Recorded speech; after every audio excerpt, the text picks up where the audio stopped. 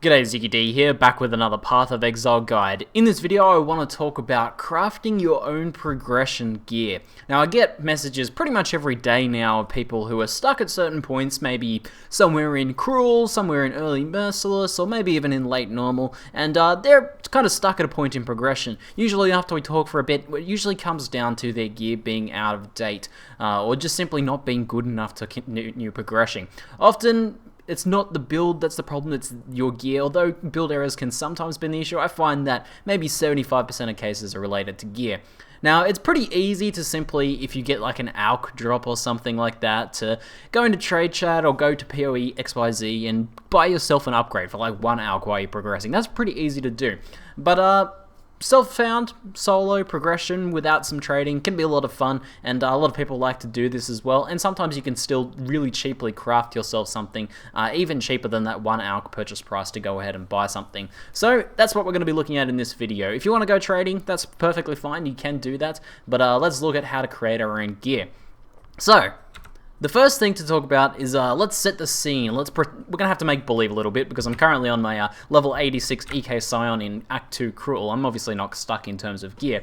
But let's pretend we are a two-hander wielding Spectral Throw Scion. And we're about level 42 when we're trying to make our way through Chamber of Sins. Now, we kind of want to find out what's holding us back. You know, we're level appropriate, we're level 42 for Chamber of Sins, so it's probably not that. Our build, you know, we get plenty of life and stuff in our build, so it's probably not that. It's most likely gear. So the first thing we want to do is take a look at our gear and identify what pieces are actually holding us back. Now the way to do this is to simply take off your gear. You want to remove any gems from it, and then check out the level of the gear. Say we're level 42, and then say the required level for this piece of gear here is something like 20. 25, maybe even 30. 5 to 10 levels out of date is too much while progressing. It makes a really big difference, not only in terms of the actual base armor and ES and evasion that the gear can have, and this makes a pretty big difference as you move forwards, but also in terms of the actual magical modifiers that can roll. So on a low level piece of gear, you might only be able to roll like, you know, you might be more likely to roll something like 30 life on it, but on a higher, you know, 5 or 10 extra levels later, you might be able to roll 50, 60, maybe even a little bit higher than that. So that's going to make a big difference in terms of your overall survivability, and it goes for the same for all stats, damage, it goes the same for resistances and all that sort of thing.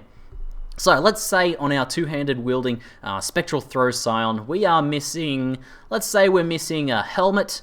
Our helmet's really bad, the rest of our gear's okay, and we need a new weapon. Our weapon's like 10 levels out of date, and we're just dealing no damage. We're just not able to kill things. We're also lacking in lightning resist. Let's say that as well. So lightning resist, helmet, and weapon. These are the things we identify to be too low level and a bit lacking in our build.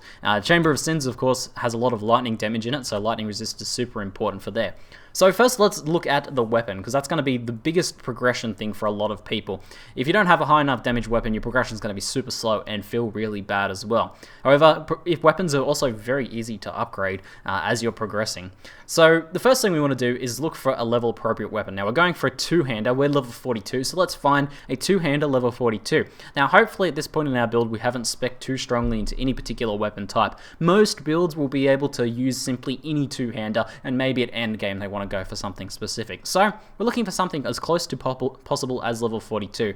So we've got like the level 40 footman swords here. They're a good candidate, and we've even got one with lightning damage, but this is not good enough here. We want to go for something much better than that. Shadow Axe, way too low a level. If we crafted this, we'd have very low damage overall. We've got something like the military staff, few levels too high. Has potential. If we wanted to level up a bit more, we could use something like that.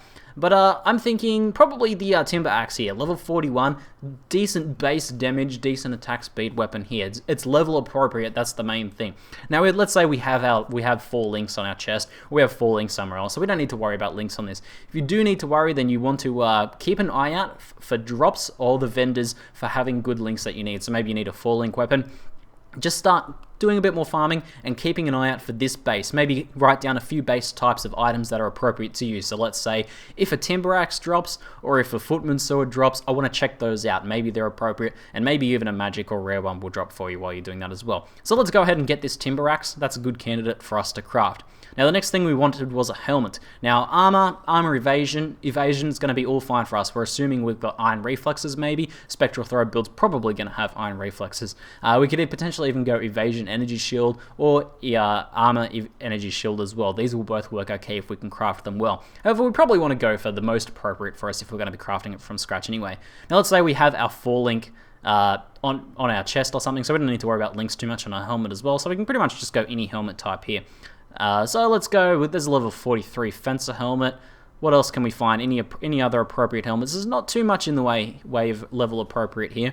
So what we could do is actually buy something here that's slightly higher. If you're actually farming in a zone that's level appropriate for you, sometimes you'll actually drop levels 1 or 2 items 1 or 2 levels higher than you.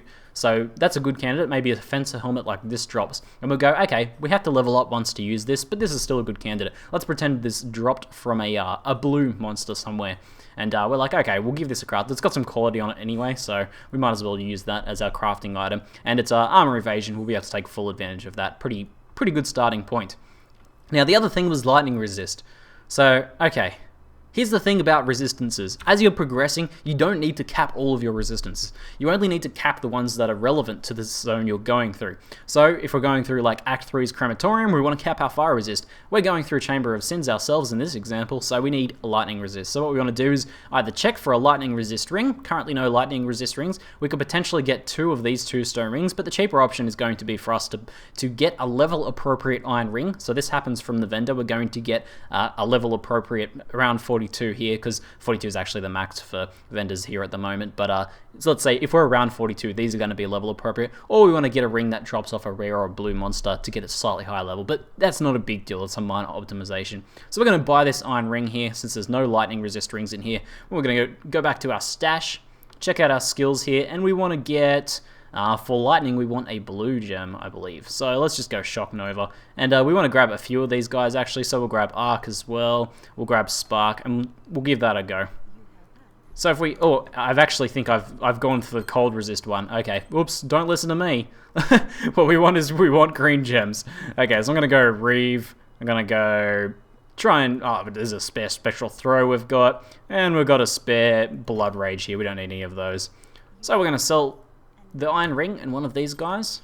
We've got a 28 resist ring there. That's not bad. We could check this one. 26. Each different gem you try is going to give you a different one. So let's go for the 28. That's as close to 30 as possible. This is going to help with our lightning resist as well, but we also want to craft this as well. So let's go ahead and get rid of these gems. We don't need any of these guys. And we're ready to start crafting. So first thing we're going to do is our weapon. Most important thing for a weapon, if you're a physical damage build, is the base physical damage. And the first thing you can do is, when crafting from white, is blacksmith whetstones. It's very easy to craft a weapon that's pretty reasonable because of this reason. 4 blacksmith whetstones and you will have pretty decent fizz damage right off the bat. But we want to get a bit better than that, so we're going to transmute it. We've got cold resist.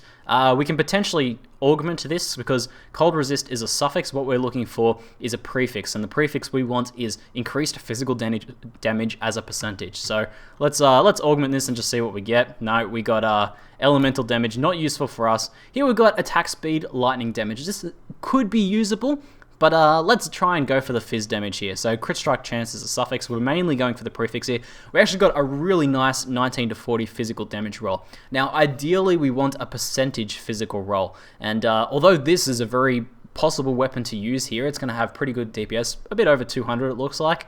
But let's try and go for the percent physical. Oh, there's a mana leech. There's a attack speed, unfortunately. There's a very low one. That's a dual accuracy fizz damage roll. We don't really want that so much. There's a flat mod there. There's attack speed, a very nice attack speed roll. Oh, there we go. What an amazing leveling weapon. What did that cost me? Like 5 or 6 ults and a couple augments and 4 blacksmith whetstones. And how good is that weapon?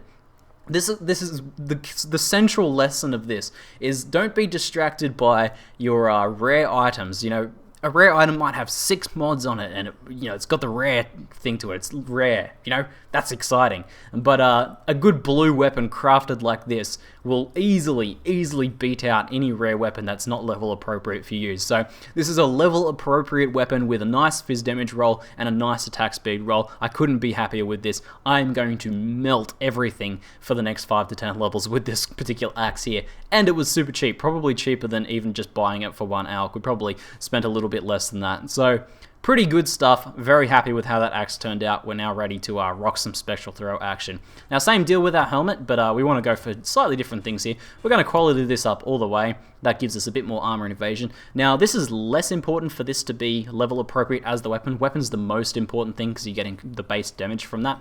But still pretty important to have a good amount of armor, evasion, energy shield, that sort of thing. Because, especially energy shield, because that's your effective life, but armor evasion is also your mitigation as well. So you want to try and get that as much as possible. Now, for the prefix on this, we're looking for life, and the suffix, we're looking for resistances. Pretty basic stuff, so we're going to transmute it. And we got nothing there, so we're going to try again. We got a dexterity roll, it's not too helpful for us. Block and stun recovery, accuracy, light radius. We might have to spend a few ults on this. We've got a very low life roll here, so I'm probably going to skip that as well. We got life and our resist. This life is very low, but the resist is not bad. This is usable at this point. So that took us a couple ults to get a usable one, and this might be an upgrade, or it might be about on par with a rare we have in terms of stats, but it should have higher armor and evasion because it's more level appropriate. But maybe we can do something better than that. There's some extra armor, we don't want any of that. There's some accuracy, we can try and roll the, oh no, that is a prefix, no life unfortunately. But we kind of want life and a resist if possible. But let's see if we get a little bit better here. Looks like we're spending a few ults. Maybe I should have kept the previous roll. Come on. Spending too many ults here. No, maybe I should have stuck with the previous life resist. There we go. There's a 44 life. And we got some dex. Okay, that might be worth using. Same as that other one. So we got two okay-ish sort of rolls. Nothing great there, but not too bad. Definitely usable. Now for the ring, we just want to try and go for life and resist as well. There's actually an all resist one there, so if we're just using this to cap our lightning resist, this is going to give us 40% lightning resist there. That's definitely usable for this purpose, because we're probably not planning on wearing this ring all the time, just to get through this lightning zone. So that's definitely one that's usable there. Otherwise, we could try and keep crafting this for life and to resist as well if we wanted to use it all the time. Or maybe we could just get a bit of extra damage. Maybe we could get a double lightning resist roll on there. But probably if you're just going to be using it for a particular zone, you want to keep it as cheap as possible in terms of currency. So we did do excellent on the weapon. We did okay. We got a life roll here that's an okay-ish sort of life roll. And we got a previous roll with life and a resist, which maybe we should have kept that one. And we managed to get a decent resist ring here we can sub in to cap out our lightning resist. So hopefully that covers it. The main lesson to take away from this is to not be too impressed by your rares. Like, the fact that you have rare items is not going to get you through. What is going to get you through is those core stats, those life, those resist, the armor, and the pure damage on your weapon. So the other thing I have to mention is if you're going a pure elemental weapon build, it's going to be a little bit harder to do. You can only roll maximum of one elemental damage type and attack speed on a weapon using this method. So as an elemental cleaver or something like that, you're a little bit hard pressed. You kind of need to go for a rare to be able to get yourself decent damage, and the best way to do that is to simply trade for it. YOLO alking a weapon is very rarely going to return you with the results you need.